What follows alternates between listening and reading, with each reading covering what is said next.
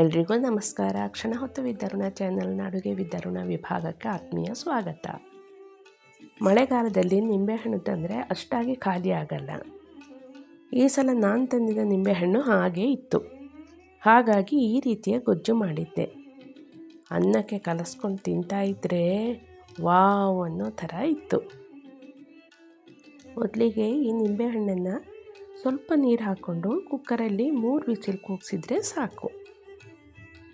1 ಚಮಚ ಜೀರಿಗೆ, 1 ಚಮಚ ಮೆಂತ್ಯ, 2 ಚಮಚ ಸಾಸಿವೆ, ಎಷ್ಟು ಖಾರ ಬೇಕೋ ಅಷ್ಟು ಬ್ಯಾಡಗಿ ಮೆಣಸಿನ್ಕಾಯಿ,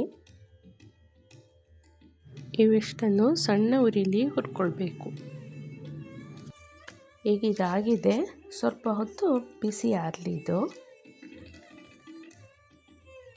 ಈಗ ಹುರಿದ ಮಸಾಲೆನ ಮೊದಲಿಗೆ ಸ್ವಲ್ಪ ಪುಡಿ ಮಾಡಿಕೊಂಡು ಅದಕ್ಕೆ ಈ ಬೆಂದಿರುವ ನಿಂಬೆಹಣ್ಣು, ಸ್ವಲ್ಪ ಬೆಲ್ಲ, ರುಚಿಗೆ ತಕ್ಕಷ್ಟು ಉಪ್ಪು, ನಮಗೆ ಎಷ್ಟು ಸಿಹಿ ಬೇಕೋ ಅಷ್ಟು ಬೆಲ್ಲ, ಇವಿಷ್ಟನ್ನು ಸೇರಿಸ್ಕೊಂಡು ತರಿಯಾಗಿ ರುಬ್ಕೊಳ್ಬೇಕು.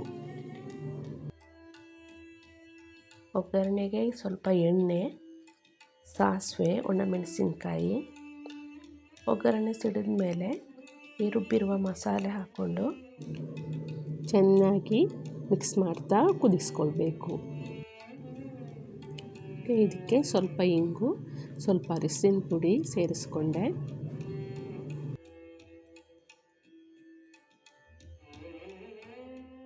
ಕೊನೆಯಲ್ಲಿ 1 ಕಡ್ಡಿ ಕರಿಬೇವು ಹಾಕ್ಕೊಂಡು ಮಿಕ್ಸ್ ಮಾಡಿಕೊಂಡ್ರೆ ರುಚಿಯಾದ ನಿಂಬೆಹಣ್ಣಿನ ಗೊಜ್ಜು ಸವಿಯಲು ಸಿದ್ಧ. ಈ ವಿಡಿಯೋ ನಿಮಗೆ ಇಷ್ಟ ಆದರೆ ಲೈಕ್ ಮಾಡಿ, ಶೇರ್ ಮಾಡಿ, ಸಬ್ಸ್ಕ್ರೈಬ್ ಮಾಡಿ.